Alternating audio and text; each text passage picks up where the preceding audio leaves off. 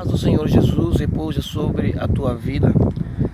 Aqui em Marcos capítulo 12, verso 16, diz assim: E lhes trouxeram uma moeda, e ele disse: De quem é esta imagem e inscrição?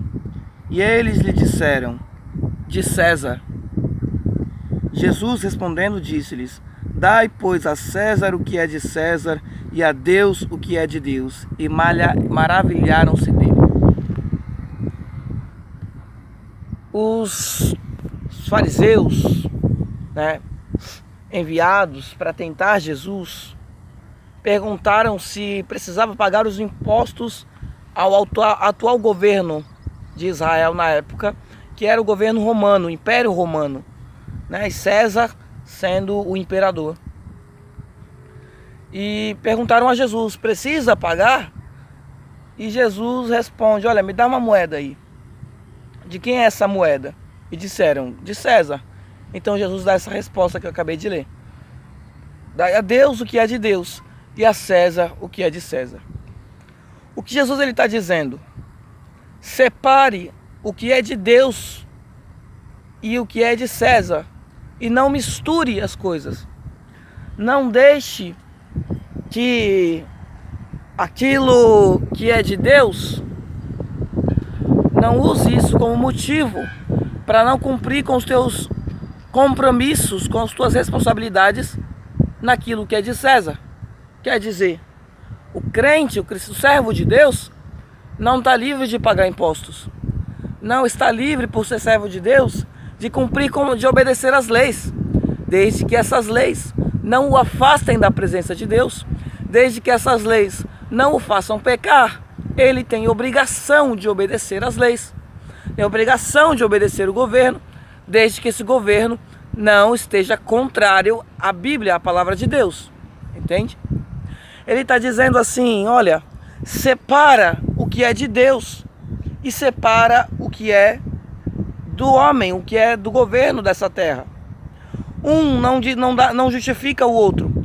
Eu não posso falhar com Deus e dizer que a razão do meu pecado, de eu pecar contra Deus, ou de eu estar em falha com Deus, é por causa dos governos da terra, por causa da lei, por causa dos homens. Não.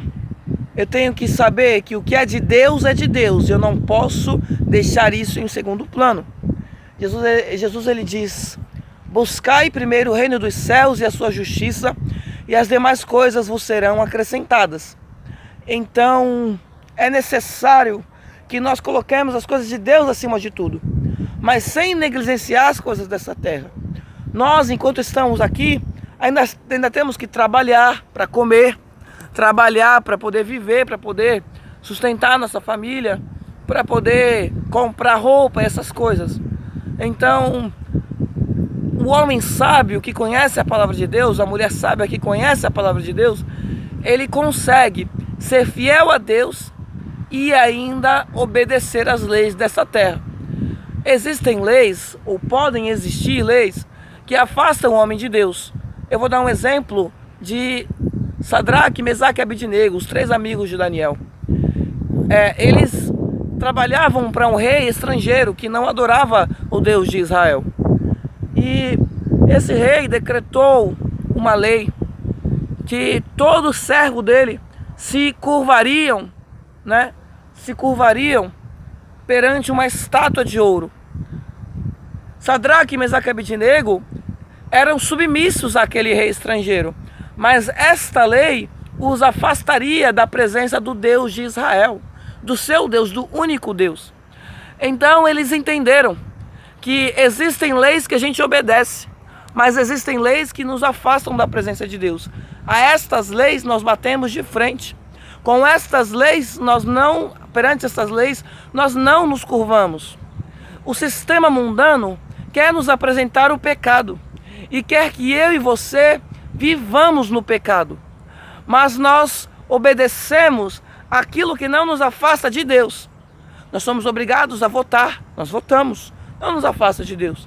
Mas aquilo que nos afasta de Deus, perante isso nós não nos prostramos. Nós batemos de frente e nos mantemos de pé. Não nos curvamos às leis humanas. Entende? Dai a Deus o que é de Deus. Não use, aleluia, as coisas da terra como desculpa para não dar o que é de Deus. O que é de Deus? A tua adoração. Não dê para César o que é somente de Deus. Ele não divide a sua glória. Glória é só para Deus. Adoração é só para Deus. Exaltação é só para Deus. O teu louvor é só para Deus. Entende? Você só vai glorificar a Ele. Só a Jesus Cristo. Porque quando você glorifica o Filho, você também está glorificando o Pai. Deixa eu te dizer, não existem pessoas nessa terra que sejam mediadoras entre você e Deus. Jesus disse, eu sou o único mediador entre o homem e entre Deus e o homem, entre o homem e Deus. Ou seja, não tente usar as coisas de César, as coisas do mundo, para se chegar a Deus. Para se chegar a Deus é só através das coisas de Deus, através de arrependimento, através de renunciar ao mundo e o pecado, através de conversão, através de oração, joelho no chão e oração, humilhação, súplica, jejum e louvar o nome do Senhor. Essa é a maneira de você se chegar a Deus. Deus, ele diz na sua palavra, achegai-vos a mim e eu me achegarei a vós. Então se achegue a Deus, através das coisas dele, através do que eu acabei de citar, da santificação e da conversão e do arrependimento. E ele vai se achegar a você. Isso não impede de você dar a César o que é de César, de você trabalhar, de você estudar, de você conquistar as coisas nessa terra. Mas antes de tudo, conquiste as coisas do céu. Deus, para concluir, ele vai dizer em Apocalipse, para uma das igrejas, ali, Apocalipse 2, ou Apocalipse capítulo 3, ele vai dizer assim, olha, vocês acham que são ricos, mas são pobres. Por quê? Eles tinham conquistado as coisas de César.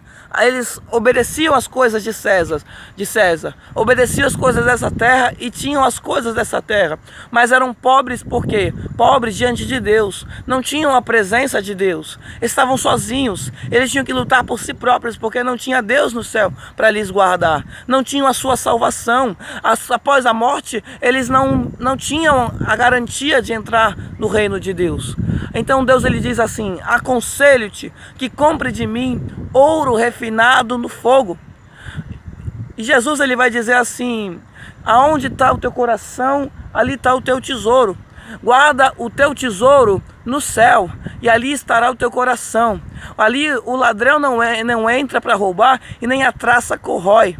Ou seja, você pode até ser rico nessa terra, você pode até conquistar as coisas nessa terra, mas busque primeiro o reino dos céus. Faça primeiro o que é de Deus. Busque receber o que é de Deus. Busque ser rico para com Deus, rico da presença de Deus. Isso não te impede de buscar as coisas nessa terra, de sonhar e de conquistar nessa terra. Muito pelo contrário, aquele que busca a presença de Deus tem por seu aliado nos seus planos a presença de Deus. Tem Deus por seu aliado, por seu ajudador. Amém? Deus abençoe a tua vida. Guarde esta palavra e Deus te abençoe.